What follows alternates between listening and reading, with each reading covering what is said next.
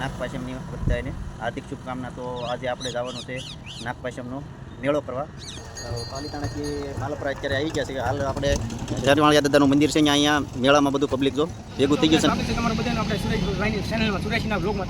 ચાલો મિત્રો, તો જો અહીંયા બધા મેળામાં જો પબ્લિક કેટલું બધું રમકડા બધી ખરીદી કરવા મળ્યું છે. આ શારે મંદિરે જો આજે યજ્ઞ હતો. આ યજ્ઞ જો અહીંયા સંપૂર્ણ આજે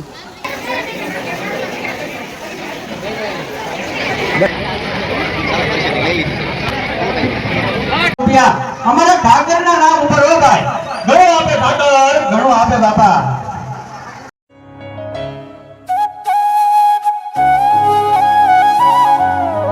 પ્રસાદી લઈ લીધી છે ને હવે આવે છે. દર્શન પણ કર્યા છે. અને તમે પછી આ માણેકસરના ગેટથી નજીકથી આ જો સામે તમને પબ્લિક દેખાતું છે, એ બધું પબ્લિક મેળામાં જાય.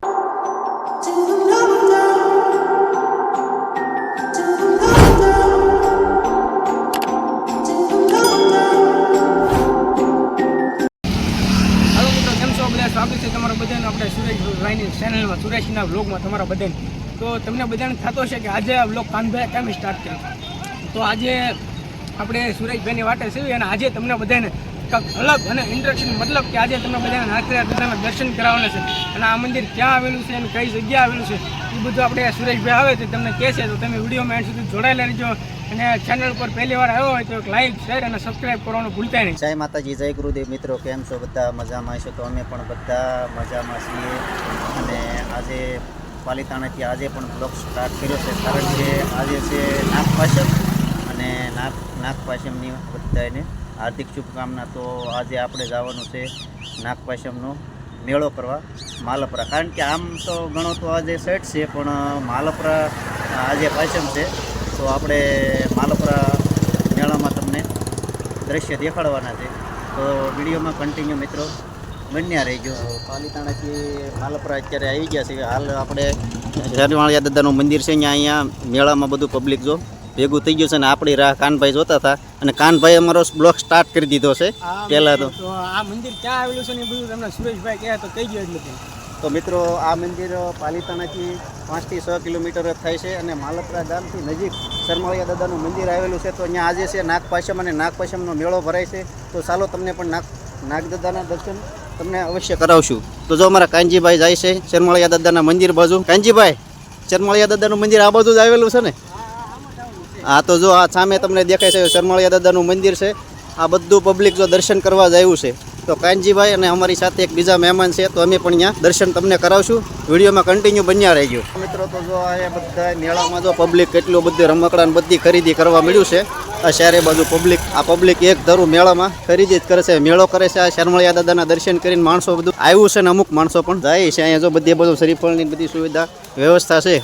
કોઈ પણને શ્રીફળ વધેરું હોય શરમાળિયા દાદાએ બધી અવશ્ય સુવિધા છે. જો રમકડા બધું ખરીદી કરે છે. બાળકોને આ ધ્યાન જોઈએ છે. બધા મોજ મજાને મસ્તી જ કરે છે આ શરમાળિયા. કા કાનજીભાઈ, મેળામાં કેમ પણ મજા જ આવે છે ને?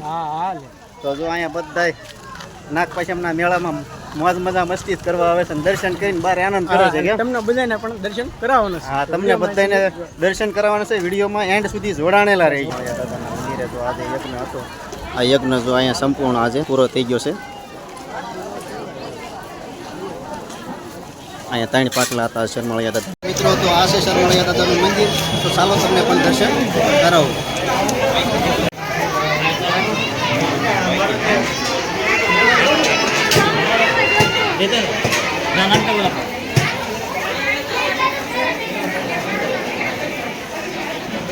શરમાળિયા દાદાના આપણે પ્રસાદીનું શરૂઆત થઈ ગઈ છે. અહીંયા અમારા જયદીપભાઈની બધા પ્રસાદી વેચવા મળ્યા છે. હા જયદીપભાઈ, સેવામાં આવી ગયા છો બધા? હા, તો અમારા પ્રદીપભાઈની બધા સેવામાં આવી ગયા છે. તો અહીંયા જો બધા પ્રસાદીની લાઈનમાં પ્રસાદી બધું પબ્લિક લેવા મળ્યું છે. આ બધું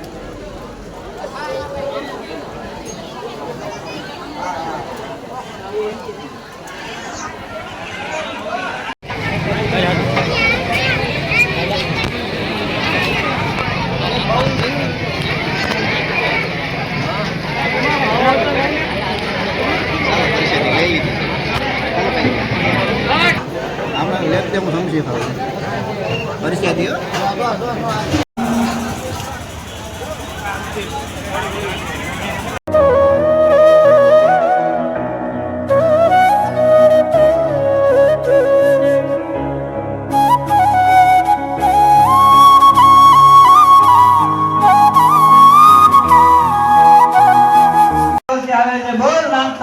દાદાની જય. રૂપિયા અમારા ઠાકરના નામ ઉપર હો ભાઈ. ઘણું આપે ઠાકર, ઘણું આપે બાપા. એક 10 રૂપિયા નાનેવા બેબલીબેન તરફથી આવે છે. એક 60 રૂપિયા રામ ભરોસે આવે છે. બોલ નામ તળિયા દાદાની જય. અમે આમાં જે કઈ આપશો